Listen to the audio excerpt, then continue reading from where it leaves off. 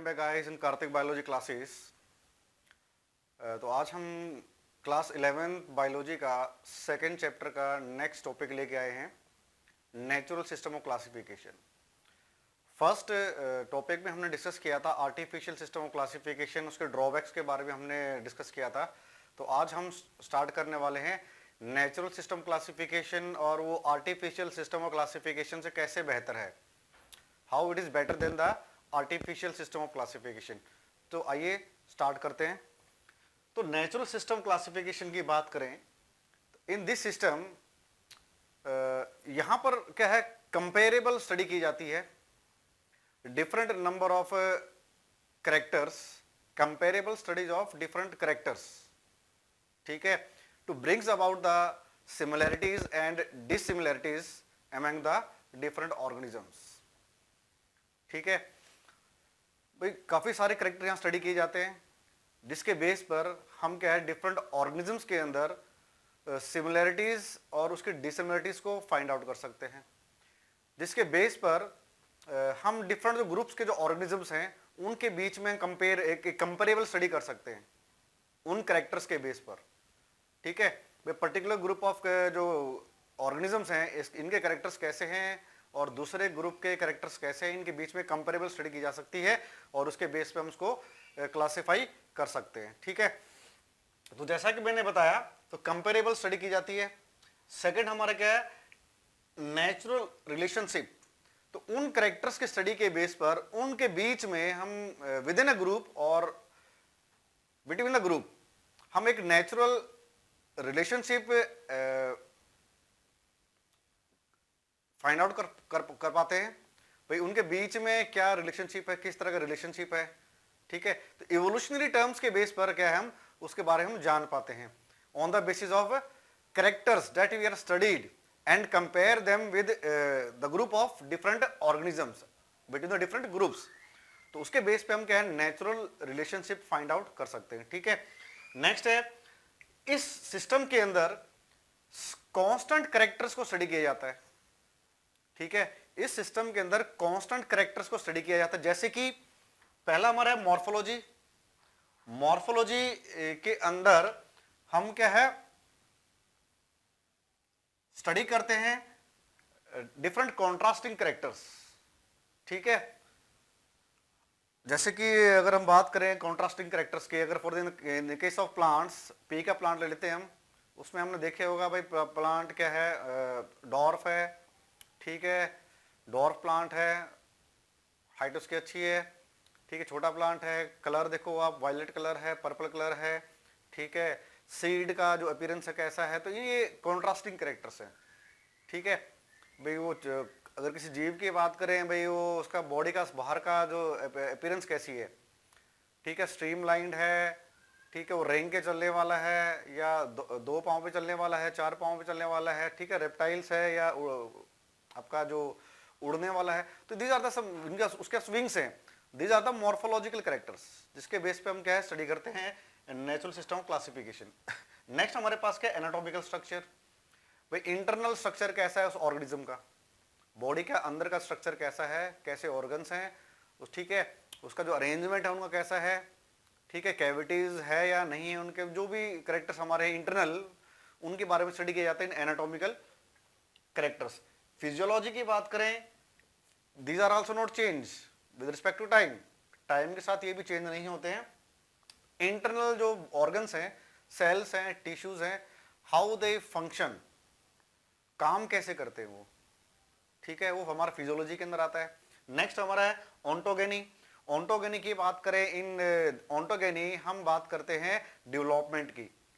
ठीक है, from fertilization to the development of young baby, young organism, तो वो जितने जो प्रोसेसेस हो रहे हैं हमारे डेवलपमेंट के, वो कैसे हैं, इसके अंदर भी क्या कंपेयर किया जाता है। ऑन्टोगेनी के अंदर कंपेयर किया जाता है भी किस स्टेज के ऊपर क्या है, अगर जो डेवलपमेंट जो स्टेज है डिफरेंट ग्रुप्स में कहाँ पर वो क्या करती है, मैच करती है, एक जैसी डेवलपमेंट पैटर्न है। ठीक है, स्टार्टिंग से लेके एंड तक का, वो हमारा ऑन्टोगेनी में आता है। रिप्रोडक्शन, रिप्रोडक्शन कैसी है ऑर्गेनिजम्स के बीच में, ठीक है, प्लांट्स के केस में बात करें भाई, कुछ प्लांट्स ऐसे होते हैं थ्रू वेजिटेटिव प्रोपगेशन ही क्या है वो प्रोपोगेट करते हैं, कुछ के अंदर क्या है एसेक्सुअल मिलती है, ठीक है, ऑर्गेनिजम्स के अंदर, और कुछ हमारे क्या है सेक्सुअल प्रोडक्शन करते हैं। सेक्सुअल प्रोडक्शन के अंदर भी किस तरह की रिप्रोडक्शन है, ठीक है, तो वो सारी बातें हमारी क्या है रिप्रोडक्शन के अंदर देखी जाती है। ठीक है, नेक्स्ट हमारा साइटोकेमिस्ट्री। ठीक है, साइटोकेमिस्ट्री की बात करें तो सेल का जो बना हुआ है उसका कंपोनेंट्स कौन कौन से हैं सेल के अंदर, ठीक, केमिकल कंपोनेंट्स कौन कौन से हैं, कंपोजिशन क्या है, तो उसके बारे में कंपेरेबल स्टडी की जाती है in natural system of classification. तो इन सारे करेक्टर्स को स्टडी किया जाता है to compare the different groups of organisms, ठीक है, and on the basis of similarities and dissimilarities. तो इनका स्ट्रक्चर कैसा है, सिमिलर है या डिसिमिलर है, किस ग्रुप से बिलोंग कर सकता है, ठीक है, तो इनके बेस पे क्या हम ऑर्गेनिजम्स को अलग अलग कैटेगरीज के अंदर क्या कर सकते हैं, अरेंज कर सकते हैं। ठीक है, जैसे फॉर एग्जांपल की बात करें, जैसे कि हमारे ह्यूमन बींग्स की बात करें तो ह्यूमन बींग्स में हमारा मैमल्स की बात करें, सिंपल कैरेक्टर्स की बात करें मैमल्स के अंदर जैसे कि बेटा क्या है, अगर हम मैमल्स का एग्जांपल ले लेते हैं यहाँ पर, तो मैमल्स के अंदर क्या है, मैमा आर देयर, ठीक है, 4 चैम्बर्ड हार्ट होता है, ठीक है, डीन्यूक्लिएटेड आरबीसीज आर देयर, ठीक है, और हमारे क्या है वीवीपेरी हम शो करते हैं, ठीक है, उसके अलावा वार्म ब्लडेड एनिमल्स होते हैं मैमल्स। ठीक है, ये हमारे कुछ करेक्टर्स हैं। अगर हम बर्ड्स की बात करें, birds are also warm blooded animals, ठीक है, उनकी बोन्स क्या होती है, हल्की होती है due to the presence of air cavity, pneumatic bones होती हैं, ठीक है, 4 चैम्बर्ड हार्ट होता है, उनके पास विंग्स होते हैं, उनके पास फीदर्स होते हैं, ठीक है। अगर हम फिशेस की बात करें तो उनके अंदर क्या 2 चैम्बर्ड हार्ट होता है, ठीक है, और जो एक्सचेंज ऑफ गैसेस होती है थ्रू गिल्स होती है, उनके पास लिम्स नहीं होते, लिम्स के बजाय उनके पास क्या होते हैं, फिन्स होते हैं। ठीक है, तो these are the comparable characters, इनके बेस पे हमने क्या है कंपेयर किया, भाई ये इस तरह के एनिमल्स हमारे इस कैटेगरी में आएंगे और इस तरह के जो ऑर्गेनिज्म हमारे इस कैटेगरी में आएंगे। ठीक है, दीज आर सम करेक्टर्स। और दूसरी बात हमारी क्या है यहाँ पर, नेचुरल सिस्टम क्लासिफिकेशन के अंदर होमोलॉजी को स्टडी किया जाता है। होमोलॉजी की बात करें तो कंपेरेबल स्टडी है बिटवीन द डिफरेंट ऑर्गन्स और डिफरेंट स्ट्रक्चर्स ऑफ ऑर्गेनिजम्स। ठीक है, कंपेयर किया जाता है भाई इनका स्ट्रक्चर सिमिलर है या डिसिमिलर है। अगर सिमिलर है तो फॉर एग्जांपल अगर हम 4 लिम्स की बात करें, ह्यूमन बींग्स की, हॉर्स की, डॉग्स की, ठीक है, फ्रॉग्स की, तो ये सारे के सारे क्या हैं, पेंटाडेक्टाइल स्ट्रक्चर को शो करते हैं। इनके पेंटाडेक्टाइल है, कहने मतलब है 5 फिंगर्स आर देयर, मगर एक्सटर्नली क्या है वो अलग अलग हैं, इंटरनली स्ट्रक्चर उनका सिमिलर है। ठीक है, तो होमोलॉजी में क्या है, ऐसे स्ट्रक्चर्स को ह्यूमन जो बॉडी के स्ट्रक्चर को स्टडी किया जाता है जो कि इंटरनली सिमिलर हैं मगर एक्सटर्नली क्या है वो डिफरेंट है। ठीक है, तो ह्यूमंस के अंदर की बात करें तो ये ग्रास्पिंग काम आता है। अगर डॉग्स की बात करें, अगर हम फ्रॉग्स की बात वो हॉर्स की बात करें तो ये रनिंग के काम आता है।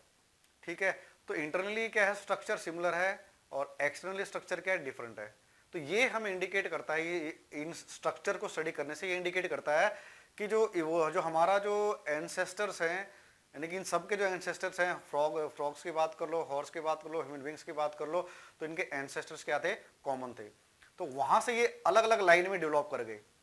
ठीक है भाई, एंसेस्टर कॉमन था मगर एवोल्यूशन क्या है अलग अलग दिशाओं में हो गया, अलग अलग लाइंस में हो गया।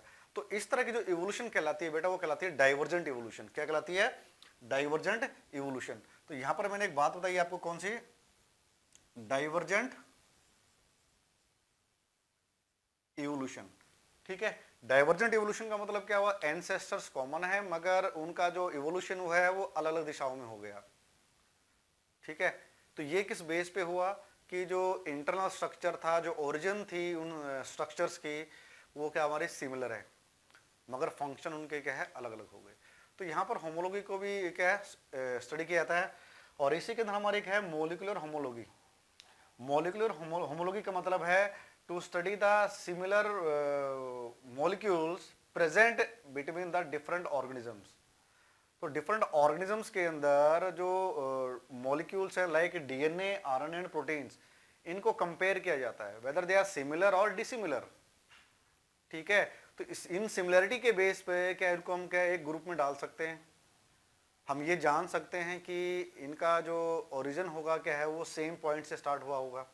ठीक है, तो मॉलिक्यूलर होमोलॉजी है। वैसे हमारी क्या है बायोमोलिकुलर होमोलॉजी हो सकती है, बायोकेमिकल होमोलॉजी हो सकती है। ठीक है, तो बायोकेमिकल होमोलॉजी का मतलब क्या है कि जो केमिकल्स हैं, जो अंदर जो केमिकल्स प्रेजेंट हैं, जो पिगमेंट्स प्रेजेंट हैं, क्या वो कॉमन हैं। ठीक है, मगर वो बिलोंग करते हैं अलग अलग ग्रुप्स के अंदर, अलग अलग ऑर्डर्स के अंदर, अलग अलग कैटेगरीज के अंदर। तो इसके बेस पे भी क्या हम स्टडी कर सकते हैं, क्लासिफाई कर सकते हैं डिफरेंट ऑर्गेनिजम्स को, और उनके बीच में हम एक रिलेशनशिप क्या है फाइंड आउट कर सकते हैं। ठीक है, तो सबसे पहली बात करें अगर नेचुरल सिस्टम क्लासिफिकेशन देने वाले कौन थे बेटा, वो थे बेंथम एंड हुकर थे, जिन्होंने 97,202 लगभग 97,202 प्लांट्स को डिफरेंट ऑर्डर्स के अंदर क्या है क्लासिफाई किया था। ठीक है, प्लांट्स को क्लासिफाई किया था, और इस सिस्टम को उन्होंने अपने एक जो किताब थी उनकी जेनेरा प्लांटेरम, जो कि 1862 से 1883 के बीच में उसके 3 वॉल्यूम आए थे। उन 3 वॉल्यूम्स के अंदर इन प्लांट स्पीसीज को क्या किया था, उन्होंने डिस्क्राइब किया था।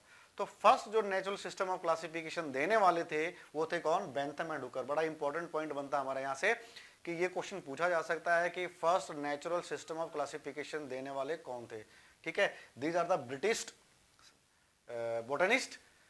बेंथम एंड हुकर क्या थे, ब्रिटिश बोटनिस्ट थे, और ये जो रॉयल बोटेनिकल गार्डन है क्यू इंग्लैंड के अंदर, तो उनसे क्या है ये रिलेटेड थे दोनों के दोनों। उन्होंने अपने 3 किताबों, 3 वॉल्यूम्स ऑफ जो बुक्स थी हमारी जेनरा प्लांटेरम, उसके थ्रू क्या उन्होंने डिस्क्राइब किया था नेचुरल सिस्टम क्लासिफिकेशन को। ठीक है, अब आती है कि ये जो नेचुरल सिस्टम क्लासिफिकेशन है, how it is better than the artificial system classification. Artificial system classification से बेटर कैसे है। ठीक है, तो पहला ही पॉइंट क्या, stress on actual study of each and every organisms. तो पहला स्टेप क्या था कि नेचुरल सिस्टम क्लासिफिकेशन के अंदर ये जोर दिया गया कि हर एक जो ऑर्गेनिज्म है उसको स्टडी किया जाए। ठीक है, दूसरा क्या है, कंपैरेटिव स्टडी की जाए, जो डिफरेंट जो ग्रुप्स हैं जो ऑर्गेनिजम्स के, इनके बीच में कंपैरेटिव स्टडी की जाए, ताकि उनको हम क्या है कंपेयर कर सके, भाई ये जो कैरेक्टर्स हैं इनके अलग अलग हैं। ठीक है, इसलिए इनको अलग ग्रुप में डाला गया है। नेक्स्ट है ब्रिंग्स आउट एफिनिटीज। ठीक है, एफिनिटीज मीन्स वही है, डिफरेंसेस यहाँ फाइंड आउट किए गए। तो ये जो सिस्टम था on the base of this characters, तो जो एफिनिटीज थी उनके बीच जो डिफरेंसेस था, उनके बीच जो सिमिलरिटीज थी, उनको फाइंड आउट किया जा सकता है on the basis of natural system classification. ठीक है, नेक्स्ट है नेचुरल रिलेशनशिप। वही बात है बेटा, जो करेक्टर, जो सिमिलर करेक्टर्स थे, आपस में मिलते जुलते करेक्टर्स थे, उसके बेस पर क्या है हम फाइंड आउट कर सकते हैं कि इनके बीच में क्या है, कोई ना कोई एक रिलेशनशिप है। हम ये जान सकते हैं कि किसी पर्टिकुलर जो ऑर्गेनिज्म का जो इवोल्यूशन है वो किस ऑर्गेनिज्म से हुआ होगा।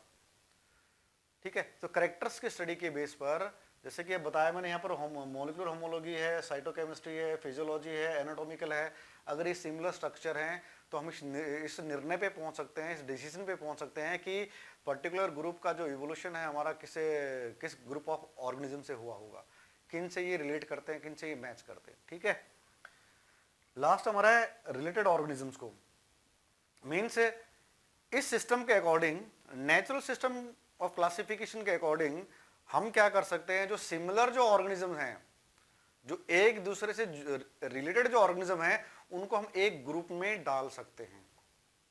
हमें इतना नॉलेज हो गई है कि इन ऑर्गेनिजम्स को जो क्या है similar in structure, similar in different characters, हम इनको एक ग्रुप में डाल सकते हैं।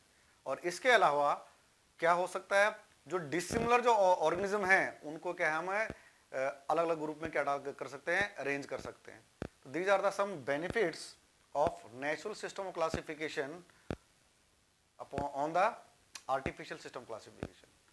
आर्टिफिशियल सिस्टम क्लासिफिकेशन से ये नेचुरल सिस्टम क्लासिफिकेशन बेहतर कैसे है, हमने इन पॉइंट्स के जरिए जाना। तो अभी के लिए बस इतना ही नेचुरल सिस्टम क्लासिफिकेशन के अंदर। नेक्स्ट हम बात करने वाले हैं फाइलोजेनेटिक सिस्टम क्लासिफिकेशन, ठीक है, उसके बारे में जानेंगे। तो बने रहिए मेरे साथ कार्तिक बायोलॉजी क्लासेस के अंदर। Thank you, have a nice day.